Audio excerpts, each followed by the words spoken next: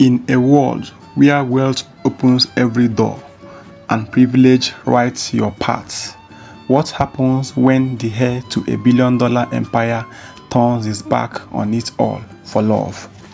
This is not just another fairy tale or a scripted movie plot. It is the real story of David, a young man born with everything: power, luxury, and the promise of a future most people only dream of. But when time came to choose between a life of guaranteed riches and a woman who had nothing but her heart to give, he made a decision that shocked his family and inspired the world. This is the story of David, the billionaire's son who chose love over riches. Once upon a time, in a shining city full of tall buildings and flashing lights, there lived a young man named David Lawson. David was the only son of Mr. Andrew Lawson, the richest man in the whole country. The Lawson family owned hotels, airlines, oil companies, and even banks. Whatever David wanted, he got. Expensive cars, private jets, and trips around the world. They were all just a phone call away. But deep inside, David was not happy. He had everything money could buy, except one thing: true love. Every girl he met only loved his money, not him.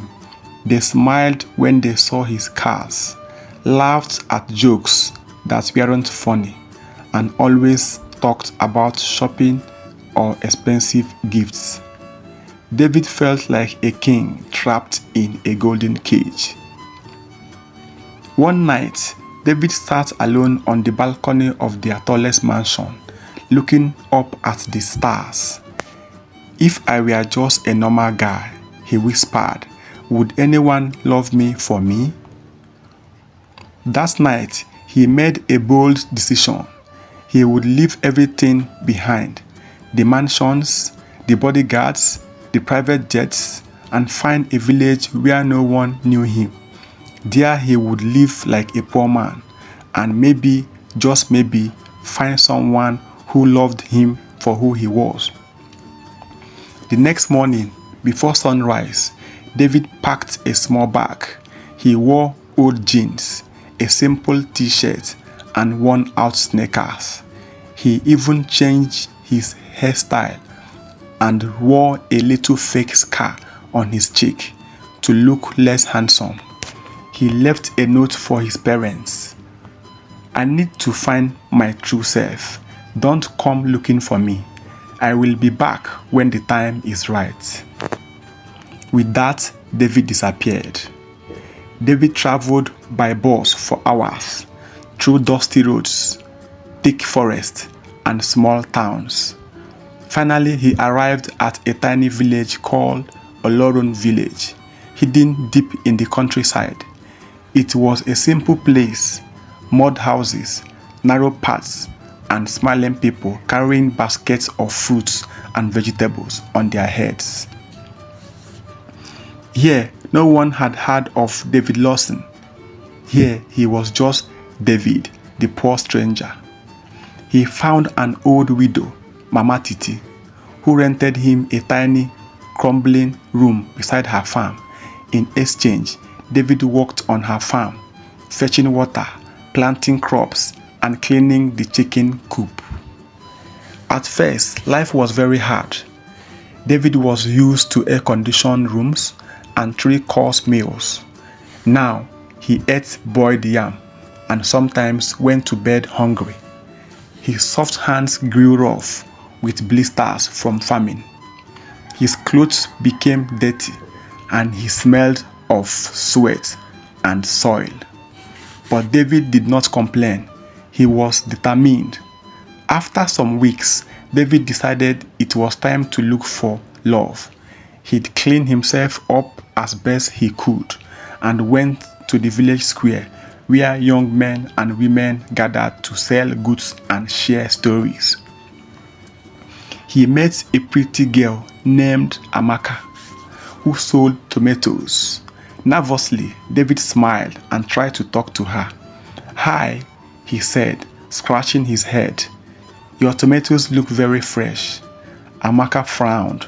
She looked him up and down, noticing his dirty shoes and dusty clothes. "Are you here to buy or to beg?" she said sharply. The villagers laughed at David. Embarrassed, he walked away.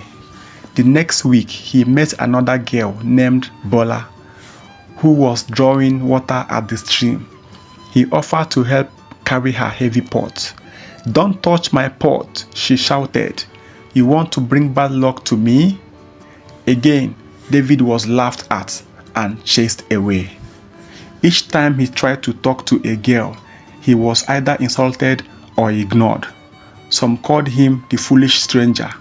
Others said he must be cursed to be so poor.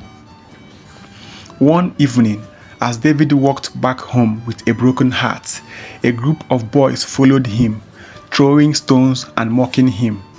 "Go back to where you came from," they shouted. "We don't need lazy beggars here." David ran until he reached Mama Titi's farm. Tears filled his eyes, but he refused to give up. "True love is worth suffering for," he whispered to himself. One day, while walking on the farm, David heard a sweet voice singing nearby. He looked up and saw a girl gathering firewood. She was not the most beautiful girl he had ever seen, but there was something special about her. Her smile was real. Her eyes shone with kindness. Her name was Ada. David watched her from a distance, afraid of being rejected again. But Ada was different. When she saw him struggling with a sack of corn, she walked over and helped him without a word. "Thank you," David said, surprised. Ada smiled. "We help each other here. That's how we survive." Over the next few days, David and Ada became friends. They talked about simple things, the rains, the crops, the stars. Ada loved to laugh, and her laughter was like music. She never once asked about David's past or his possessions. She accepted him just as he was. David's heart began to heal. Every morning, Ada will bring her food and come to David's house, and they will eat it together. Most times, Ada will follow David to the farm, where he worked for money. Ada will help him with the ones she can do. Day after day, their love began to grow stronger. Days when David doesn't have work, he will go to Ada's house and help her with some house chores, like fetching water, chopping firewood, and washing clothes. Ada's parents loved him so much because he was so industrious. Ada's friends hated him and always mocked her for falling in love with a poor stranger, but Ada never listened to their mockeries because she loved David for who he was. One evening, David decided to tell Ada the truth. They sat under the big mango tree, the sky painted with colors of the setting sun. "Ada," David began nervously, "there's something you need to know. I am not who you think I am." Ada looked at him with wide eyes. "I come from a very rich family," David continued. "I left it all because I wanted to find someone who would love me for who I am, not for my money." Ada was silent for a long time. David's heart pounded. Would she leave him now? Finally, Ada spoke. "Money doesn't change who you are, David," she said softly. "I liked you when you had nothing. I love you now, and I will love you even if you become the richest man in the world or the poorest." Tears filled David's eye. For the first time in his life, he had found true love. David stayed in Olorun village for 3 more months, helping Ada and Mama Titi, but he knew it was time to return home and introduce Ada to the real world of his. Before he left, He asked Ada's parents for her hand in marriage. They agreed happily, seeing how much David loved and respected their daughter. When David returned to the city, the news of his disappearance had spread everywhere. His parents had been worried sick. They wept and hugged him when they saw him. "Why did you leave us, son?" his father asked. David smiled.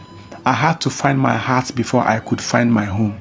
A few weeks later, David returned to the village, this time in a black shiny car with a convoy behind him. The same villagers who had mocked him now stared in shock and admiration. David walked straight to Ada's hut, got down on one knee, and presented a diamond ring. "Will you marry me, Ada?" he asked, his voice shaking. Ada smiled through her tears. "Yes, David, I will." The whole village celebrated for days. There was music, dancing, and laughter. David built new houses, schools, and hospitals for Olorun village as a gift to the people who had been part of his journey. He and Ada got married in a beautiful ceremony, and they lived happily with love that no amount of money could ever buy. David never forgot the lessons he learned in the village. True love sees the heart, not the pocket. Humility brings honor.